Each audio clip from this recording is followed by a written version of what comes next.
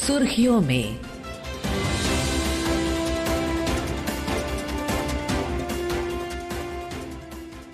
ये आकाशवाणी है।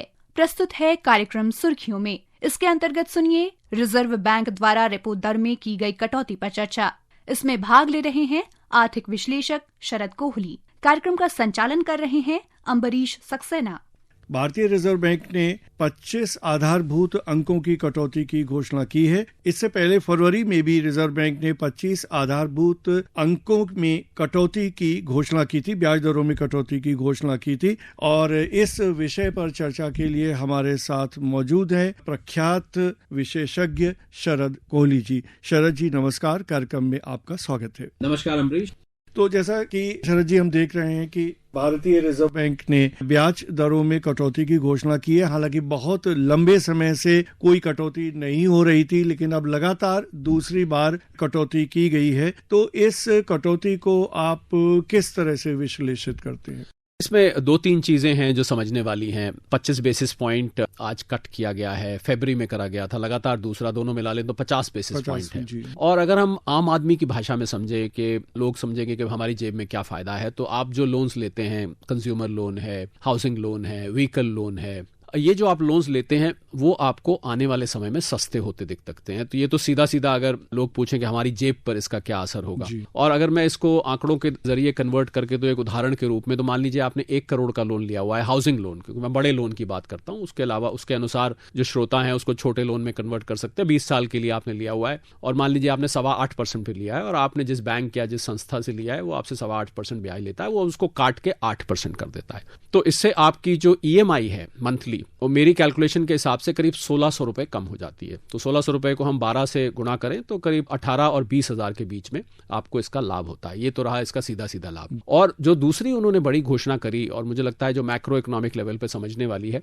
कि उन्होंने न्यूट्रल स्टैंस से एकोमोडेटिव स्टैंस पे कर दिया। तो जो लोग इसको नहीं समझते हैं, क्योंकि ये मॉनेटरी पॉलिसी की भाषा है और ये मैक्रो इकोनॉमिक लेवल की भाषा है, तो मैं उसको आसान शब्दों में बता देता हूँ। न्यूट्रल का मतलब होता है, जब हम न्यूट्रल स्टैंस लेते हैं, उसका मतलब होता है कि यहां से आपकी ब्याज दर ऊपर भी जा सकती है, नीचे भी जा सकती है और स्थिर भी रह सकती है। जब हम न्यूट्रल से अकोमोडेटिव की तरफ मूव कर जाते हैं, जो कि आज हुआ, तो उसमें ब्याज दर या तो वहीं ठहरी रहेगी या वो और इससे नीचे जाएगी। तो इससे ये अच्छी खबर है कि आने वाले समय में, हमको पता है हर 2 महीने बाद ये मॉनेटरी पॉलिसी कमेटी की मीटिंग होती है, तो आने वाली अगली 1-2 मॉनेटरी पॉलिसीज में आपको ये और भी नीचे जाती दिखती है। पर इससे भी जरूरी बात ये किया, जिन लोगों ने वो वक्तव्य सुना RBI के गवर्नर साहब का, उन्होंने बार बार ये जिक्र किया कि ग्रोथ पर, स्टेबिलिटी पर एक अनसर्टेनिटी है, यानी कि अनिश्चितता है, और ये अनिश्चितता अंतरराष्ट्रीय है। भारत की जो अर्थव्यवस्था है वो मूलभूत रूप से बहुत मजबूत है। भारत के उन्होंने एग्रीकल्चर सेक्टर का जिक्र किया कि एग्रीकल्चर सेक्टर बहुत अच्छा चल रहा है, मैन्युफैक्चरिंग सेक्टर भी बहुत स्टेबल है, और बाकी भी सर्विसेज का उन्होंने जिक्र किया। हम देखें हमारे यहाँ टैक्स कलेक्शंस बहुत अच्छी हैं। उन्होंने फॉरेन एक्सचेंज रिजर्व्स का जिक्र किया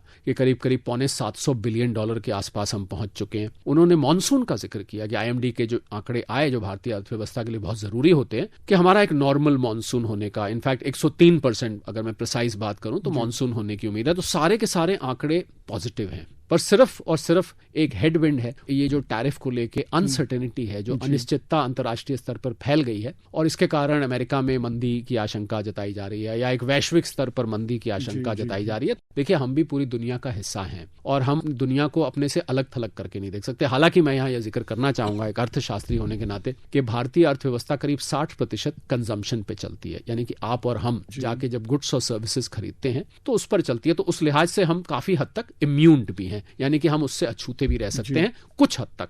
पर अगर वैश्विक आती है तो इस हेडविंड्स का आज गवर्नर साहब ने जिक्र किया। जी, लेकिन अगर हम घरेलू कारणों को देखें, पिछले 2.5 साल से कोई भी कटौती की घोषणा नहीं की गई थी। अब लगातार 2 बार कटौती की गई है। तो अगर उस समय से हम आज के समय की तुलना करें, तो घरेलू स्तर पर कौन से ऐसे फैक्टर्स हैं जिसके मद्देनजर रिजर्व बैंक ने इस तरह का फैसला लिया? क्योंकि अक्टूबर तक इन्फ्लेशन की जो दर है, जिसको मुद्रास्फीति कहते हैं, वो 6.21% थी, और ये घटते घटते लगातार अक्टूबर, नवंबर, दिसंबर, जनवरी, फरवरी तक आते आते 3.61% रह गई। और उन्होंने विशेषकर जिक्र किया कि जो फूड इन्फ्लेशन है, यानी कि खाद्य पदार्थों पर जो मुद्रास्फीति है, उसने ज्यादा परेशान किया हुआ था। खाने पीने की चीजें हैं, आपकी किचन की जो थाली है, सब्जी है, दालें हैं, फ्रूट्स हैं, ग्रोसरी के आइटम्स हैं, उन पर बहुत ज्यादा इन्फ्लेशन परेशान कर रखा था। आरबीआई भी इसको लेकर परेशान था कि बाकी के आइटमों पे तो कंट्रोल में आ गई है, पर ये खाने पीने की चीजें, उस टाइम मानसून समाप्त हुए थे, मानसून की वजह से, वर्षा की वजह से कुछ सप्लाई चेन फूड की डिसरप्ट हो जाती है, तो उन कारणों से थी। अब जब इन्फ्लेशन आरबीआई का टारगेट जो 4% का है उसके लगभग आ गई, बल्कि उससे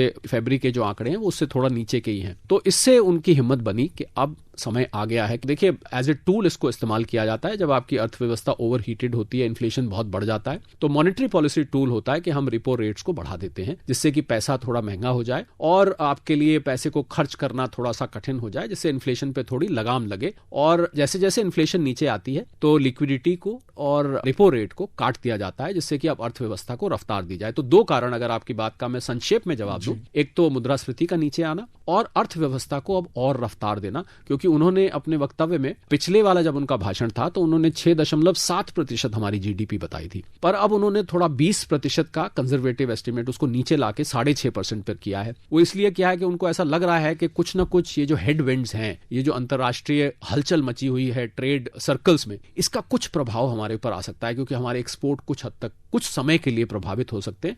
तो जैसा कि आपने अंतर्राष्ट्रीय कारणों का जिक्र किया और जिस तरह से टेरिफ वॉर दुनिया में चल रही है, इसका भारत पर किस तरह का असर पड़ेगा, और खासतौर से जैसे अभी मुद्रास्फीति की आपने बात की, मुद्रास्फीति पर इसका कितना असर या कितना विपरीत असर पड़ेगा, और क्या उसकी लाइट में फिर आने वाले समय में रिजर्व बैंक को कुछ ब्याज दरों में इस तरह के निर्णय लेने पड़ेंगे जो आज के निर्णय से बिल्कुल अलग हों? उन्होंने जो पूरा वक्तव्य अपना दिया, मैं गिन रहा था, करीब 4-5 बार उन्होंने अनसर्टेनिटी शब्द का इस्तेमाल किया, यानी कि अनिश्चितता का इस्तेमाल किया। तो इसको एक तरह से वो राइडर की तरह डालते जा रहे थे कि मैं ये कह रहा हूं ये ऐसा होगा, परंतु जो अनसर्टेनिटी आती है तो उसमें हमें फेरबदल करना पड़ता है। एक तरह से क्वालिफिकेटरी रिमार्क वो हो जाता है। तो देखिए, भारत को जहां तक ये ट्रेड वॉर चल रही है, मैं समझता हूं इसको दो तरीके से हम देख सकते हैं। ट्रांजिशनरी कुछ समय के लिए, हालांकि आज भी भारत सरकार ने एक्सपोर्टर्स से मुलाकात की है, लगातार हमारा जो कॉमर्स वाणिज्य मंत्रालय है वो एक्सपोर्टर्स से संपर्क में बना हुआ है, और आइटम बाय आइटम देखा जा रहा है कि हम कहां इसको एडजस्ट कर सकते हैं, अमेरिका से साथ बातचीत करके हम इसको और कहां एडजस्ट कर, क्योंकि अमेरिका ने जो ऑर्डर, एग्जीक्यूटिव ऑर्डर आया था 2 अप्रैल का, उसमें 4C जो उसका सेक्शन था, उसमें ये बात कही गई थी कि अगर कोई भी देश हमारे अनुसार इसको एडजस्ट करता है तो हम उसको बदलने के लिए तैयार हैं। तो बातचीत के जरिए इसको सुलझाया जा रहा है। मुझे लगता है भारत के सामने एक अवसर भी है, क्योंकि चाइना पे 104% लग गया है, अब तो एडिशनल टैरिफ भी लगा दिया है,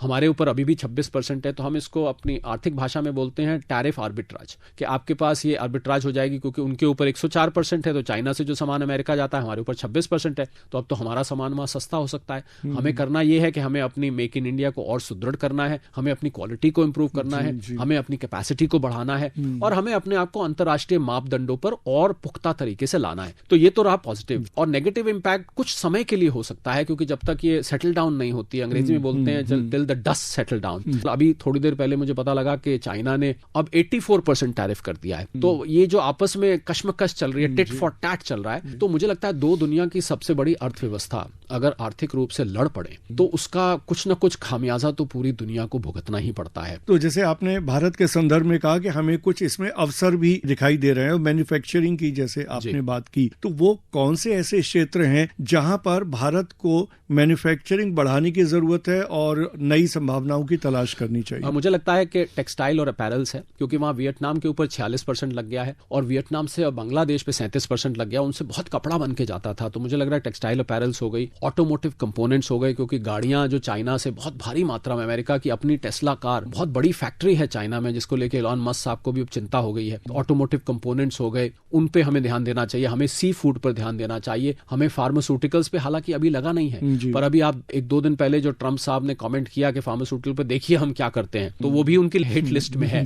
तो मुझे लगता है कि फार्मास्यूटिकल इंडस्ट्री को भी बहुत बड़ी अपॉर्चुनिटी है, और बहुत लंबी लिस्ट है। अगर आप मेरे से सच पूछे तो मैं इसको दूसरी तरीके से बताऊं तो जो सामान चाइना से जाता है, वो सारे सामान की अगर हम लिस्ट अपने अंदर चिपका लें और उनकी हम धड़ाधड़ फैक्ट्रियां लगाएं, और नए जो उद्यमी हैं, जो नए स्टार्टअप्स हैं, मैं आज सुर्खियों में इस कार्यक्रम के माध्यम से उनका आह्वान करना चाहूंगा कि वो स्टार्टअप्स आगे आएं और उन आइटम्स की लिस्ट लेके जो उनको पसंद आता हो उसको आप अंतर्राष्ट्रीय लेवल पर आप उसकी यहां पर मैन्युफैक्चरिंग शुरू कर दीजिए, और आप देखिए कुछ ही महीने में आप कहां से कहां पहुंच सकते हैं। क्योंकि अमेरिका में सामान तो वो चाहिए, ट्रंप साहब ये चाह रहे हैं कि इनकी फैक्ट्रियां यहां लग जाएं, पर उसमें समय लगेगा, वो रातों रात नहीं हो सकता। और अमेरिका में। ये भी सच्चाई है कि सामान तो चाहिए, या तो महंगा लेंगे वो हो नहीं सकता, या शॉर्टेज हो जाएगी। उस शॉर्टेज को हम पूरी कर सकते हैं। यहाँ पर भारत के सामने में बहुत बड़ा एक अवसर मुझे दिखाई पड़ता है। तो ऐसे में रिजर्व बैंक की भूमिका को आप किस तरह से रेखांकित करते हैं? देखिए, रिजर्व बैंक और जो हमारी फिस्कल पॉलिसी यानी कि वित्त मंत्रालय है, जो सरकार है, उसको मैं एक गाड़ी के दो पहिए मानता हूं। अगर दो पहिए वाली पहले गाड़ी हुआ करती थी तो दो ही पहिए पे चलती है, तो दोनों एक दूसरे के सप्लीमेंट्री हैं, कॉम्प्लीमेंट्री हैं।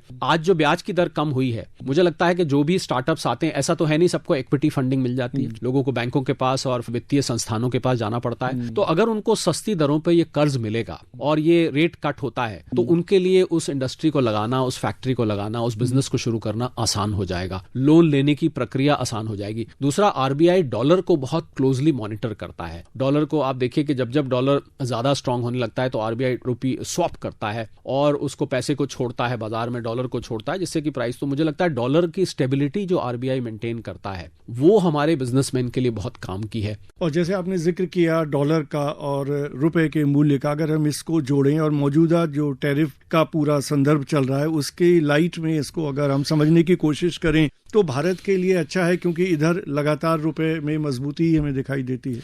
रुपए में मजबूती इंपोर्टर्स के लिए तो फायदा करती है, एक्सपोर्टर्स को उतना फायदा नहीं करती। एक्सपोर्टर्स के लिए तो मजबूत डॉलर उनको ज्यादा पैसे यहाँ ला के देता है, पर इंपोर्ट भी बहुत सारा सामान होता है। सारा सामान देखिए, कोई भी देश आज दुनिया में अपने यहाँ सारा सामान नहीं बना सकता। हम तो वसुदेव कुटुंबकम बोलते हैं, पूरी दुनिया आज एक परिवार की तरह है, कुछ तुम बनाओ कुछ हम बनाए और सब मिलके अपना गुजारा करते हैं। तो मुझे लग रहा है इंपोर्टर्स के लिए फायदा है, पर स्टेबिलिटी जो है रुपए और डॉलर की वो बहुत जरूरी है, क्योंकि अगर वॉलेटिलिटी बनी रहती है तो आपको आयात और निर्यात दोनों में दिक्कत आती है, आपको नुकसान हो जाता है, जिसको हम फॉरेक्स लॉसेज और फॉरेक्स गेन्स कहते हैं। तो मुझे लगता है आरबीआई की बहुत ही महत्वपूर्ण भूमिका है रेट कट में, बैंकिंग लिक्विडिटी मेंटेन करने में बहुत भूमिका है, क्योंकि लिक्विडिटी आप देखे होंगे आरबीआई लगातार ओएमओ करता है। इस महीने भी 60,000 करोड़ का ओएमओ का टारगेट है, जिसको हम ओपन मार्केट ऑपरेशंस कहते हैं। जब जब आरबीआई को लगता है कि सिस्टम में लिक्विडिटी कम है, पैसा इन सर्कुलेशन कम हो गया है, तो आरबीआई फौरन ओपन मार्केट ऑपरेशंस के जरिए उस पैसे को छोड़ता है। जब ज्यादा हो जाती है खींच लेता है। तो ये सब बिजनेस के लिए, जो लोग अर्थशास्त्र नहीं भी समझते, अगर मैं बिल्कुल देसी भाषा में, आसान भाषा में बोलूं तो बिजनेस के लिए तो लिक्विडिटी चाहिए। पैसा नहीं मार्केट में होगा, आपने अक्सर बिजनेसमैन को कहते सुना होगा, यार पैसा नहीं है मार्केट में, काम तो बहुत है,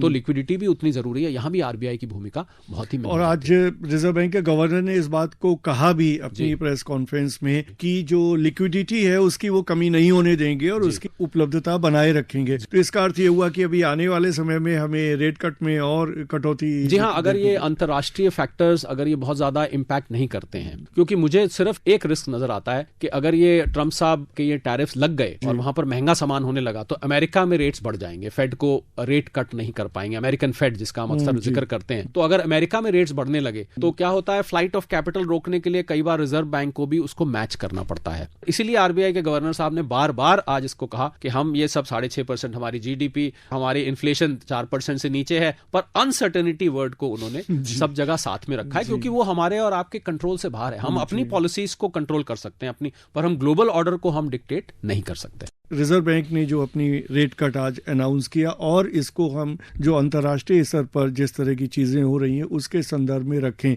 तो भारत की जीडीपी को आप कहां देखते हैं? देखिए, भारत इस समय बाकी की दुनिया से बहुत ही अच्छी परिस्थिति में है। 6.5% की जीडीपी की जो फोरकास्ट आज करी, हालांकि उन्होंने 20 बेसिस पॉइंट काटे हैं उसमें से। मैं समझता हूं इस समय इमर्जिंग इकोनॉमीज में हम सबसे तेज बढ़ने वाली अर्थव्यवस्था है और किसी भी देश के लिए ये बहुत ही रोल मॉडल की तरह है, क्योंकि हमारी जो डोमेस्टिक कंजम्पशन है वो बहुत स्ट्रांग है। आप हमारी टैक्स कलेक्शन देखिए, आज जीएसटी 2 लाख करोड़, हमारी डायरेक्ट टैक्स कलेक्शन 16 से 20% बढ़ गई है। ऐसी परिस्थिति में जो विकसित अपने आप को देश कहते हैं, वहां पर विकास की दर मात्र 1%, आधा परसेंट, 1.5% देखने को मिल रही है। तो मुझे लग रहा है भारत की पोजीशन बहुत मजबूत है और अगर ये वैश्विक मंदी के कुछ संकेत मिलते भी हैं, मुझे लगता है भारत उससे काफी हद तक अछूता रहने वाला है। शरद जी, इस कार्यक्रम में भाग लेने और मौद्रिक नीति में आज जो परिवर्तन हुआ और जो ब्याज दरों में कटौती हुई उसको इतनी सरल भाषा में आकाशवाणी के श्रोताओं को समझाने के लिए आपका बहुत बहुत धन्यवाद। धन्यवाद।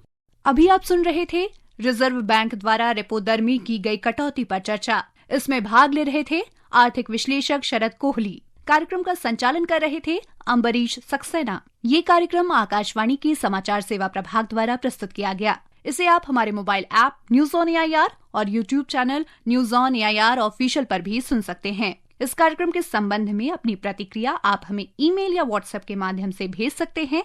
ईमेल का पता है airnsttalks@gmail.com और व्हाट्सएप नंबर है 928909 4044।